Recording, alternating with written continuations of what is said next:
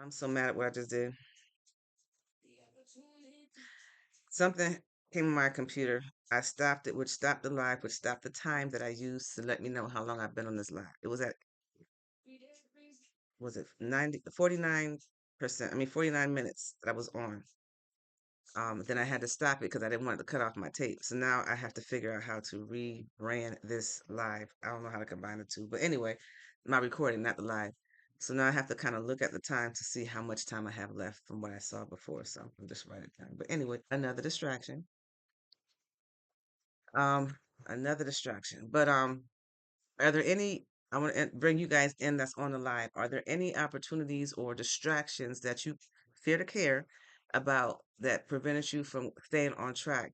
And then, what did you do to get back on track with those distractions? This is still a spiritual message, and the spirit that we're talking about is the spirit of distraction. Okay, I want to talk about another particular spirit, but this conversation clearly said, nope, not today. Let's talk about the spirit of distraction. So, everything that took place on this live today has given you examples of what the spirit of distraction looks like. And I hope that I have shown you through my actions that you can overcome the spirit of distraction. Gave you a couple of steps on how to get back on track when you are distracted. So, it's still under the spiritual message. And distraction is a spiritual thing that comes in to take you off your track, to get you unaware of what it is that, not unaware, but to take you off of what it is that you want to say. Because there's probably something in the midst that doesn't want that information to help somebody else. So I tell you, if you want to be a guest on my live, I got to see your face. I don't want to see any icons or pictures. And don't put on a picture as that's not you. Because someone that has this granny picture that they put on there, and it's not their granny. It looked like it's a picture that you copy from someplace and put it onto your thing. If you're brave enough to come on the live and give your comments, you should be brave enough to show your face. Stand up for what you believe in. Why are you hiding behind certain things? But if I can't um, discern that your intentions are not pure, I'm not going to put you on the live. Not mine. You have the same opportunity to go on your live and do whatever it is that you like to do. But on this one, I try to teach and show what I teach so that you can understand that I am who I say I am. And for those of you that's trying to find something about me, just ask me. Just might tell you. So I try to practice what I preach. And I am very transparent with my upbringing and what I've been through and how I overcame certain things. If I choose to tell you, then I choose to tell you. That is just an answer you're going to have to get from me. But I try to practice what I preach, and it's obvious that everything that I do, God makes me an example um, of what I've gone through. Today was one a clear one. I wanted to talk about a different particular spiritual entity, but it was not for that time for that. That was set for something else. But today we talked about the spirit of distraction. And so again, I'm going to open it up for you out there. If there's any type of distraction that you went through, that you overcame, that you can probably help somebody overcome, please share because we all need one another. You have your textbooks, you have your videos, but there's also life experiences that you can learn from one another to prevent others from going through what you went through because they need to hear it. Or somebody might be going through what it is that you're going through and they don't know how to get out of it. They need someone to help them. They need a lifeline. They need a hand to pull them out so that they can now get focused on what they need to do. Do you know how many times I needed a hand, a lifeline, some help? And there were people out there that could help me but refused to? Don't be that person. Karma is real. What comes around goes around.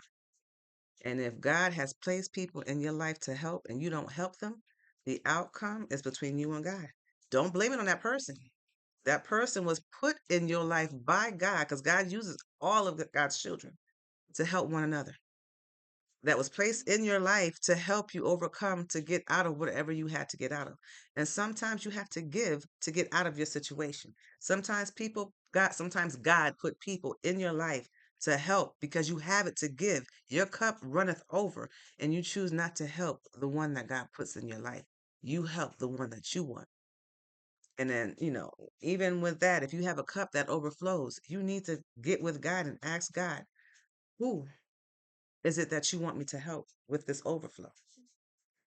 Is there someone you want me to help with this overflow? And you listen to what God says and you help the one that God says to help with the overflow. Um, don't get your personal feelings involved because you don't like that person. Why don't you like that person? What is it that's in that person that's causing you to have a conflict within yourself? We have a lot of people that like to put their insecurities on others. Like, for example, I shared with somebody that I had a history of sabotaging relationships. I used to sabotage relationships because I was scared. I have been shown some things that was leading me back to a past relationship that I didn't want to go to. So because I share that information, um, now this person throws that back in my face. Well, you told me that you're the one that sabotaged relationships. Yeah, I told you that's what I did, and I told you the reason why. If by chance, and I've always been in relationships where I give, and then the other ones take, but they don't give back. So if I'm in a relationship and you start taking, and no giving, that's a red flag. Blink, blink, blink, blink. So that sabotage word now changed in from sabotage to now warning, warning, warning. So I don't just sabotage relationships now because I want to. Now, if I sabotage a relationship, it's a warning sign. So that word sabotage has been black marked, whatever you put over it, and above it is now warning because now the patterns are being repeated. If by chance you don't have that conversation with the other person to figure out why things are happening the way it is, and you are not someone that has an open mind to listen, well, you know what? It's going to sound like sabotage to you. But if you take that moment to listen to why that person is saying why they're, saying what they're saying or doing what they're doing, thank you for the heart. Thank you for joining the live. Much appreciated. Then you'll realize that that sabotage is not a sabotage. It's now a warning sign because you're doing something that they told you or explained to you that they didn't want to go through again. And if you continue to do what you want to do, then you're saying to that person, you know what? Feel what you want to feel, say what you want to feel. I'm going to do what I want to do. And then that's also a red flag, a warning. Um, so, you got these people that you talk to, and they're so set in their ways to the point where, and this is another warning, if they don't let you speak and they're always talking over you to prove their point, even though you may have said, okay, I understand your point, I got you, and they still over talk you, why are you over talking me? What's the reason for me not getting my point across? Um, Thank you. You have a wonderful day. Enjoy your day, and thank you for joining the live. Much appreciated. Um, so you have to look at everything, and to me, I'm saying in my head that I'm hearing in my head that you out there might saying that is so exhausting to sit here and have to worry about every single detail. No, you don't have to worry about every single detail. That's how I look at things. You just live your life the way that's best for you. But I'm just simply saying, look out for the red flags. Look out for repeating patterns. Have that conversation with your mate and make sure that y'all are on the same page. Thank you for the hearts, much appreciated. We have a lot of people,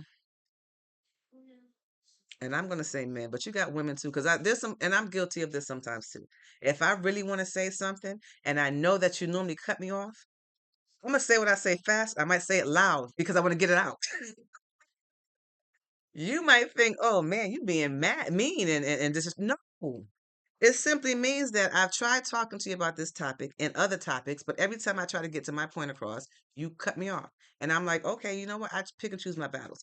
So I'm sitting there saying, okay, well, all right, fine. We agree to disagree. Now, if there's something that I really know that is the truth and you keep trying to push under the bus when I know it should be out in the front, I might come across with a little bit more authority in my talk. But if you know I don't normally yell at you, and this particular one I've gotten loud, Don't sit there and say that don't sit there and think in my mind that I'm being rude. Pause for a minute. Well, she's out of line here. What's going on? Um, I've never seen this before. Pause there for a minute because 9 out of 10 times when a woman is saying something and she gets loud, probably 15 times prior to that, she let it slide because she picked and choose her battles. And at this one moment, she gets loud and you sit there and get offense to it. Take a deep breath and calm down and wonder and ask why, where's this emotion coming from? Why are you so emotional on this particular thing? Defuse the situation.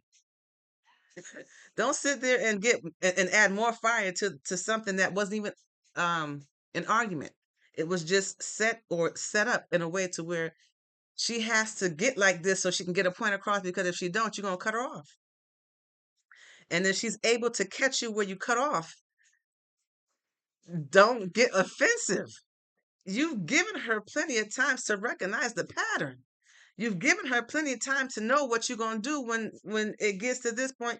You've already shown yourself for her to see how she's had to maneuver this particular playing field. And when she figures out how to do it, listen, take one for the team. You know what? She got me. She got me on this one. I'm going to shut up and I'm going to listen. You done got 15 points ahead of her. Let her get a point across and appreciate her for that. Don't hate her for that. Now, this changed into another conversation. This live was supposed to be a conversation on spiritual messages. Then it turned into a conversation on on distraction as a spirit that causes issues in people. Now it's turned into a conversation to where patterns, okay, recognizing patterns and trying to diffuse issues in situations and patterns, whether that's in a work relationship, a professional relationship, or a relationship, boyfriend, girlfriend, marriage, whatever the case might be. So God flow, use me as you see fit. But I'm keeping track so that I can kind of control the conversation a little bit. But on that same note, um, we need to be aware of ourselves, how we maneuver, our emotions and our feelings. Be aware of our surroundings so that we know if there's anything altering us, we can pinpoint where it's coming from, what it is. Question: how to move on someone? I don't understand your question because it's written out so that you try to get me to come across a different way. Um, but I thank you for the hearts, much appreciated. It's letting me know that what I'm saying is making some sense. Or you just being nice. Either way, I like seeing hearts. But if by chance you want to share some points into my conversation, please feel free to do so. Again, this conversation it's a spiritual message. So I'm gonna leave it at that. Whatever spirit that came in this conversation that you can relate to, I'm hoping that I've said something about it that you can recognize, learn from, move forward, and get a different perspective on how it would better fit your situation, not mine. Um, but all in all, I think was almost close to an hour on here. Um, I got things that's just popping on my phone. But yeah, um, recognize some patterns. And if you can learn to recognize some patterns, you'll know how to maneuver on certain topics and conversations. But one thing I do want to reiterate, and I hope that I got it clear for you all to understand and not just me venting out and getting it out of my system. Like I said, these conversations help me as well as it help you all out there. Um, I believe that I go through some things so that I can better um, relate to you all out there. Because sometimes I'm going through some things that it has makes no sense. Especially if I sit back and look at how long that I've been waiting for certain things. I had somebody tell me that I was thirsty. I was coming across like I was thirsty because at they caught me at the end stage of my mindset of where I wanted to what I wanted and where I wanted and how I was gonna get it. And they did not catch me the whole 6 to 15 years prior to me getting to that point. They met me at that 15 year where I'm like, you know what? I am so done with this situation. I want to get into this situation. And because they did not take the time to ask me why am I coming across so, which I didn't think I was, but they said thirsty. They just turned me off, meaning they took their attention and so forth elsewhere because they said I was coming across too heavy, too needy. And it's because I'm in the 15th year of trying to get to where I need to get to. And if you can't understand that, then I have to accept that you're not the one for me. But I'm to the point now where I had to realize, you know what? You got to look at the situation from two standpoints of issues. Just as you waited 15 years to get to where you have to go, they may have went through something and it's taken them a lot longer to connect to or to want to get involved. So they're on cautious times 100. So either way, conversation, communication needs to take place. You're not going to know where the other person stands unless you're talking to them. And you're not going to know where the other one comes from unless you have an open mind to listen. That means when someone is talking, your mouth is closed, your ears is open, and vice versa. If it's time to listen, when it's time to talk, you know what I'm trying to say. Don't talk if you're listening. And if you're talking, make sure you're listening. I don't know if it probably said the same thing the same way, but y'all know what I'm trying to say. You have two ears to hear twice as much as what comes out your mouth. So just make sure that you are being respectful and that you are paying attention to, and you're talking at each other. No, you're talking to each other, not at each other. Wow, that was okay. This the spirit of confusion try to come in here, and if anything, if I ever confuse you, then maybe I'm not the one for you. Seek God for guidance and understanding. God does not. God is not the author of confusion. That's the author of the enemy.